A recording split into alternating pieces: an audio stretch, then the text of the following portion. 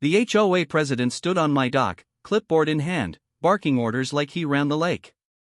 "That boat has to go," he snapped, "or you'll be fined every single day it stays here."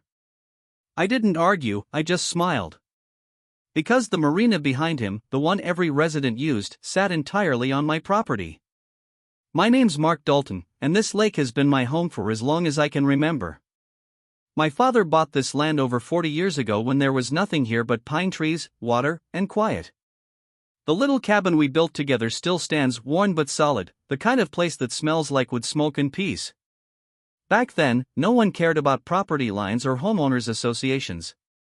Everyone just respected the lake. But that all changed when the developers came.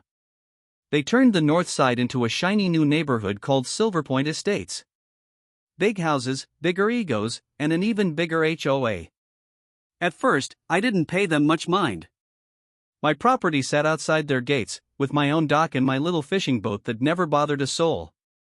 But people like Carl, the HOA president, always need someone to boss around. He started small polite notes in my mailbox, asking me to register my watercraft with the community. I ignored them. Then came another, "Please adhere to community boating standards." I ignored that too. Finally, one morning, Carl marched right onto my dock like it was his personal property. He pointed at my boat and said, "We'll fine you for violating HOA lake policies." I told him calmly, "Carl, this isn't your lake." He laughed and said, "It is now." That's when I realized this wasn't about my boat. It was about control. The letters didn't stop. Each one thicker, more aggressive. They said my unregistered vessel violated HOA rules, and that my dock encroached on community water access. One day, I found a notice taped to my front door, $500 fine due within 10 days. I called the HOA office, but they refused to talk. "All communication must go through formal notice," the voicemail said. That's when I showed up at their next meeting. I didn't raise my voice, didn't cause a scene, I just stood in the back as Carl presented slides about community aesthetics and unsafe property owners. He was talking about me. When he called for questions, I walked to the front. "Quick question, Carl," I said. "You claim my dock violates HOA boundaries. Do you have the property maps to prove that?" He hesitated, flipping through papers. "We're still reviewing the files." I nodded. "Interesting. Because I have the original survey, from before Silver Point Estates was even built."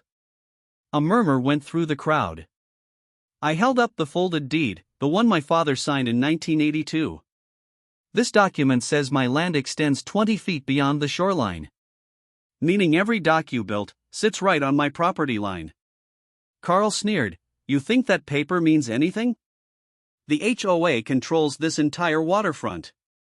That's when I saw it in his eyes, fear. He didn't know. I left the meeting without another word. But in my mind, a plan was already forming. If Carl wanted to play by the rules, fine. I'd just make sure we played by mine. The next morning, I woke to shouting. Two men in neon vests were standing on my dock, attaching a large red tag to my boat. "HOA removal order," one said. "They're towing it in an hour." I grabbed my phone and called the county sheriff. When he arrived, I showed him my deed. He took one look and said, "Sir, they can't touch that. This dock is on private property." He turned to the workers. "Remove those tags. And tell your boss not to come back here." They left, grumbling. Carl was watching from across the street, arms crossed, jaw tight. That night, he sent me a final warning letter. It said, "Failure to comply will result in legal action." I sat on my porch, reading it under the glow of the porch light. Then I pulled out my father's old file box and flipped through every map, deed, and survey record. And there it was, a detailed map showing not just my property, but an easement that extended under the community's marina and walkways. My father had granted a temporary access lease to the old fishing club decades before the HOA existed. That lease had expired 15 years ago. Which meant the HOA had zero legal right to use the marina they now depended on. I smiled, leaned back in my chair, and whispered to myself, They wanted me to move my boat. I'll move their entire marina. The next week, I visited a property lawyer, Miss Parker, sharp as a knife and calm as the lake before dawn. I handed her the documents. She studied them for 10 minutes before saying, "Mr. Dalton, this isn't just solid. This is bulletproof." We filed the boundary and ownership updates with the county that same day. By Friday, the new records were publicly listed, confirming my ownership of the marina land and water access. That weekend, I hired a construction crew to build a wooden privacy fence across the marina entrance. 8 feet tall. Solid oak. Locked gate. By Monday morning, residents woke up to find their boats trapped behind a fresh wall of wood and steel. Carl showed up first, red-faced and shaking. "You can't do this." I handed him the certified land ownership documents. "Actually, Carl, I can. The HOA's marina sits entirely on my land." "You'll hear from our lawyers," he yelled. "I already did," I said, holding up a letter. They confirmed it. Within hours, chaos erupted. Homeowners demanded answers, furious that their boats were stranded. Some even apologized to me, realizing the HOA had built on private land without permission. The next day, I got a call from the HOA's law firm. They wanted to negotiate terms. I told them, sure. But from now on, access isn't free. The HOA scheduled an emergency meeting at the clubhouse. The tension was thick enough to cut with a knife. Carl stood at the front, sweating through his shirt, trying to explain how a technical error led to a temporary misunderstanding. I sat quietly in the front row beside Ms. Parker, watching him squirm. Finally, the vice president asked, "So, do we or do we not own the marina?" Carl stammered, "Well, technically, the land beneath it." Ms. Parker interrupted, her voice calm and clear. "The land beneath it is owned by my client, Mr. Dalton. You've been operating illegally on his property for over a decade."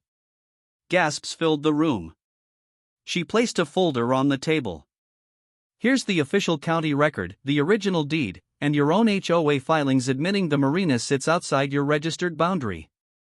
A woman from the back shouted, "You said we owned it, Carl." Carl snapped, "We did."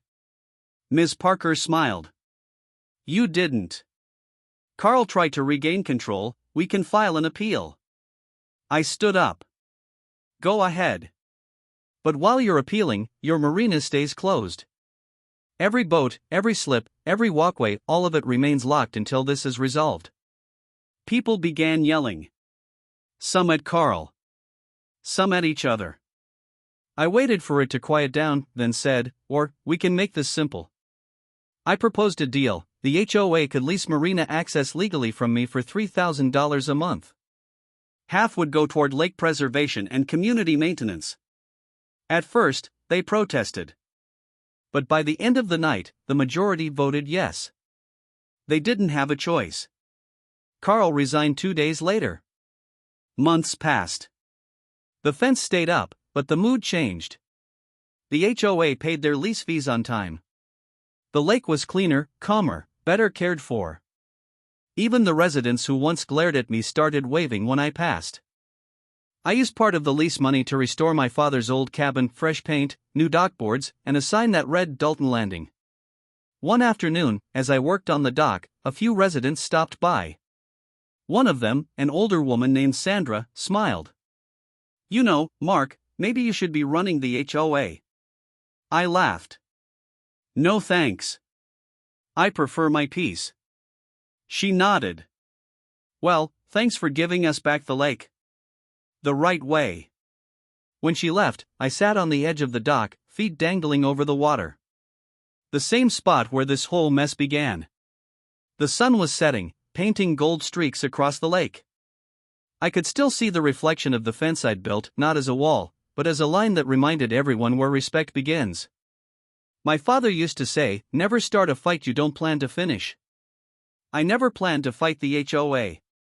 But when they came for my peace, I made sure they learned one thing: peace isn't weakness. It's ownership. The HOA thought they could control me with rules and threats. But power doesn't come from titles or bylaws, it comes from knowing what's yours and standing your ground. They tried to take my boat, but I took back my lake. They tried to fence me in, and I fenced them out. So, if someone ever waves authority in your face, remember, calm beats chaos, truth beats pride, and sometimes, the quiet man by the water owns everything they think they control.